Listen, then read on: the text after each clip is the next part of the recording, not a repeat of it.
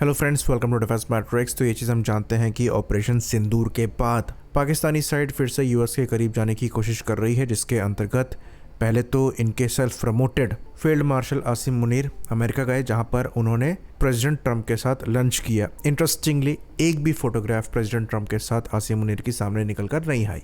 वापस आकर उन्होंने प्रेसिडेंट ट्रंप के लिए नोबेल पीस प्राइज की मांग करी, जिसके बाद अमेरिका ने ईरान पर B-2 बॉम्बर से बॉम्ब्स गिराए। फिर बीच में एक और इम्पोर्टेंट इंसिडेंट हुआ जो छुप गया। अभी कुछ ही दिनों पहले पाकिस्तान एयरफोर्स के चीफ द्वारा भी यूएस विजिट करी गई, और ये पिछले एक दशक में पाकिस्तान एयर चीफ की पहली अमेरिका विजिट थी। तो जो एक्सपर्ट्स हैं वो ये कह रहे हैं कि पाकिस्तान द्वारा कोशिश करी जा रही है अमेरिका से अपने जो मिलिट्री टाइज हैं इनको नॉर्मलाइज करने की, ताकि जो वेस्टर्न वेपन्स की सप्लाई पाकिस्तान को रुकी हुई है वो दोबारा हो सके। तो ऑपरेशन सिंदूर में सबसे ज्यादा नुकसान जो है ये पाकिस्तानी एयरफोर्स का ही हुआ है, जहां पर इनकी इंपॉर्टेंट रडार साइट्स को डिस्ट्रॉय किया गया है, रडार्स को डिस्ट्रॉय किया गया है, एयर डिफेंस सिस्टम्स को डिस्ट्रॉय किया गया है, इंपॉर्टेंट मेंटेनेंस हैंगर्स को डिस्ट्रॉय किया गया है, स्पेशली उन हैंगर्स को जहां पर इनके F-16 मेंटेन किए जाते थे। साथ में इन्होंने कुछ फाइटर प्लेटफॉर्म भी लूज किए हैं और एवैक्स तो लूज किया ही है। तो पाकिस्तान द्वारा कैपेबल अमेरिकन रडार्स को इस्तेमाल किया जाता था, जो कि इंडिया द्वारा ऑपरेशन सिंदूर के अंतर्गत डिस्ट्रॉय कर दिए गए। तो पहले स्पेकुलेशन ये है कि जो नुकसान पाकिस्तान का हुआ है उसकी भरपाई के लिए यहाँ पर अमेरिका की तरफ देखा जा रहा है, ताकि जो डिस्ट्रॉयड सिस्टम्स हैं उनके रिप्लेसमेंट को अमेरिका से लिया जा सके, जिसके अंतर्गत इवन एडिशनल F-16 प्लेटफॉर्म भी पाकिस्तान द्वारा देखे जा रहे हैं। तो पाकिस्तान ने मल्टीपल F-16 इंडिया के अगेंस्ट में लूज किए हैं, हवा में भी और इवन ये माना जा रहा है कि ग्राउंड में भी। तो ये डेस्परेट सिचुएशन हो गई है पाकिस्तान के लिए, और इसलिए इनके चीफ जो है अमेरिका गए हैं। तो ये बात हम आपको बता दें कि अमेरिका की साइड से भी जो पाकिस्तान को मिलिट्री सपोर्ट दिया जा रहा था उसको रोक दिया गया था, जिसके अंतर्गत पाकिस्तान द्वारा J-10C के ऊपर F-16 के लेटेस्ट वर्जन्स को, जो कि ब्लॉक 70 लेवल के हैं, लिए जाने की कोशिश करी जा रही थी। इवन वो अपने पुराने F-16 को अपग्रेड भी करना चाहते थे। इवन इनको एक्स्ट्रा F-16 मिलने भी वाले थे, लेकिन उस पर भी रोक लगा दी गई थी। बाकी इवन इनको अटैक हेलीकॉप्टर्स भी मिलने वाले थे, एयर डिफेंस भी इनको एक्स्ट्रा मिलने वाले थे, ये सब अमेरिका द्वारा रोक दिए गए थे। इवन टर्की से भी ये अटैक हेलीकॉप्टर लेने वाले थे, लेकिन उसमें अमेरिकन इंजन लगे हुए थे, जिसकी वजह से वो हेलीकॉप्टर्स भी इनको नहीं मिल पाए। तो अमेरिका के हाथ पीछे खींचने के बाद ये चाइना की साइड पर गए, और चाइना से ये वो वेपन्स लेकर आए जो कि ये लाना नहीं चाहते थे। तो ये बात हम आपको बता दें कि चाइनीज़ J-10 कभी भी इनका प्रायोरिटी प्लेटफॉर्म नहीं था, वो इनकी मजबूरी थी। इनका प्रायोरिटी प्लेटफॉर्म F-16 ब्लॉक 70 ही था। उसके पीछे दो रीज़न है। पहला तो ये कि ये शुरुआत से ही F-16 को यूज़ करते आ रहे हैं, तो उन प्लेटफॉर्म को ऑपरेशनल करने में इनको ज़्यादा समय ना लगता। दूसरा ये कि ये वेस्टर्न प्लेटफॉर्म पर ज़्यादा भरोसा करते हैं, क्योंकि वहाँ पर रिलायबिलिटी ज़्यादा है। तो ये चीज़ किसी से छुपी नहीं है कि पाकिस्तान की सर्विस में जो चाइनीज़ इक्विपमेंट है उनकी कैपेबिलिटी के साथ, उनके अवेलेबिलिटी रेट के साथ और मेंटेनेंस के साथ पाकिस्तान स्ट्रगल कर रहा है। इवन JF-17 का भी जो अवेलेबिलिटी रेट है वो बहुत अच्छा नहीं है, जबकि ये प्लेटफॉर्म ये अपनी कंट्री में ही असेंबल करते हैं। सेम चीज़ पाकिस्तानी नेवी के साथ भी है। मल्टीपल आर्टिकल्स है, इवन हमने अपने चैनल पर डिस्कस कर रखा है कि कैसे जो Chinese ship Pakistani navy operate करती हैं उनके साथ इनको कैसे इश्यूज आते हैं, और चाइना द्वारा कैसे इन इश्यूज को प्रॉपरली एड्रेस नहीं किया जा पा रहा है। तो जो स्टैंडर्ड पाकिस्तानी डिफेंस फोर्सेस का सेट हो गया था अमेरिका के पाले में रहने की वजह से, उनके इक्विपमेंट यूज़ करने की वजह से, अब उससे नीचे आने में इनको परेशानी आ रही है। बाकी ऑपरेशन सिंदूर में चाइनीज़ इक्विपमेंट की कैपेबिलिटी क्या है ये पूरी तरीके से सामने आ गई, और सारी पोल यहाँ पर खुल गई, जहाँ पर इनके एयर डिफेंस सिस्टम्स भी नाकाम रहे, इनकी एयर टू सरफेस मिसाइल्स भी नाकाम रहीं, और एयर टू एयर मिसाइल्स भी नाकाम रही हैं। इवन चाइना द्वारा लाइव इंटेल प्रोवाइड कराने के बावजूद ये कुछ कर नहीं पाए, और इसलिए शायद अब ये अमेरिका की तरफ वापस गए हैं, क्योंकि इनको समझ में आ गया है कि चाइनीज इक्विपमेंट के साथ तो ये इंडिया के सामने नहीं टिक सकते। 11 एयर बेसिस इनके टारगेट हुए हैं, जिसके अंतर्गत इनके इंपॉर्टेंट एयर डिफेंस सिस्टम्स को भी टारगेट किया गया है, और भारी नुकसान पाकिस्तान को झेलना पड़ा, जिसकी सैटेलाइट इमेजेस अवेलेबल हैं।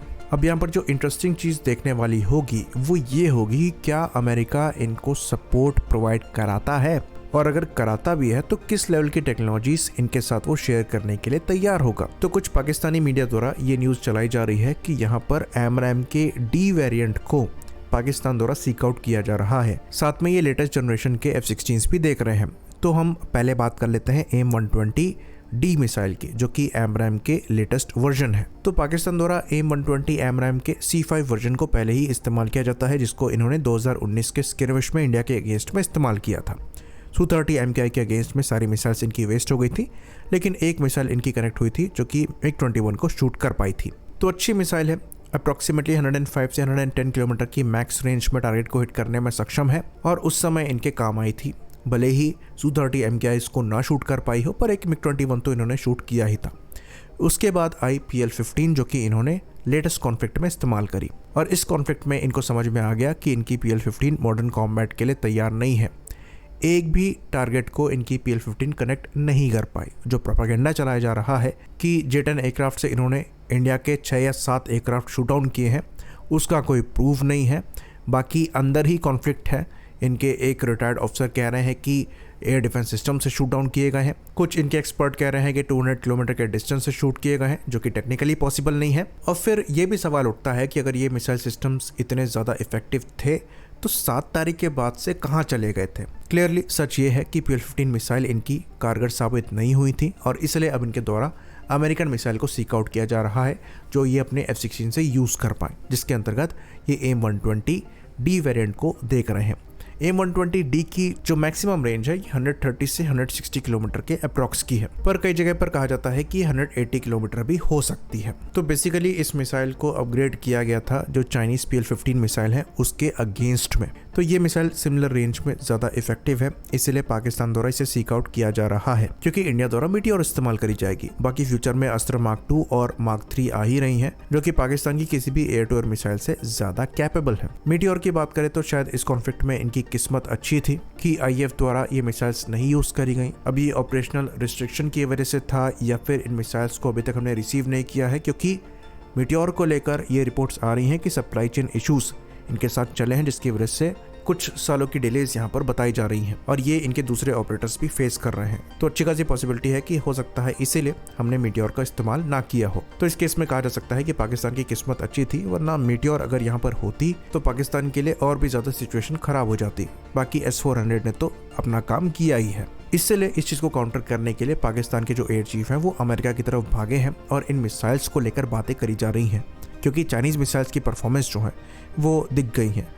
प्रोपेगेंडा आप कुछ भी चला लीजिए, लेकिन आपको पता है कि मिसाइल्स ने कैसा परफॉर्म किया है। पब्लिक को खुश करने के लिए बात अलग होती है, लेकिन प्राइवेट में प्रॉपर एनालिसिस पाकिस्तान की साइड से भी हुआ होगा और इसलिए इनके जनरल्स जो हैं ये भागकर अमेरिका जा रहे हैं। तो डेफिनेटली जो AMRAAM का D वेरिएंट है ये काफ़ी कैपेबल मिसाइल है, लेकिन अब ये देखना इंटरेस्टिंग होगा कि अमेरिका इनको ये देने के लिए तैयार होता है या नहीं, क्योंकि अमेरिका के जो रिलेशन है ये इंडिया के साथ भी इंप्रूव हो रहे हैं। अभी कुछ ही दिनों पहले क्वाड मीटिंग की साइडलाइन में डिस्कशन हुआ है कि इंडिया और US के बीच में जो पेंडिंग डिफेंस डील्स हैं उनको कंक्लूड करने का। तो अमेरिका के लिए इंडिया एक बड़ा डिफेंस मार्केट है और दूसरे भी इंटरेस्ट यहाँ पर अमेरिका के हैं। क्वाड में भी इंडिया एक बड़ा सहयोगी है, तो एक बेटर रेसिप्रोकेटिंग रिलेशन अमेरिका के इंडिया के साथ है, इसलिए वो अपने top of the line F-35 platform भी इंडिया को ऑफर कर रहे हैं। सेम चीज पाकिस्तान के साथ नहीं है। पाकिस्तान को उन्हें इक्विपमेंट देने होते हैं तो मोस्टली वो लोन पर ही होते हैं, और अभी अमेरिका की जो पॉलिसी चल रही है उसमें पाकिस्तान की उतनी रिक्वायरमेंट अमेरिका को है नहीं। ईरान का भी जो मामला है वो शांत हो चुका है। साथ में एक अमेरिका की साइड से भी इनसिक्योरिटी है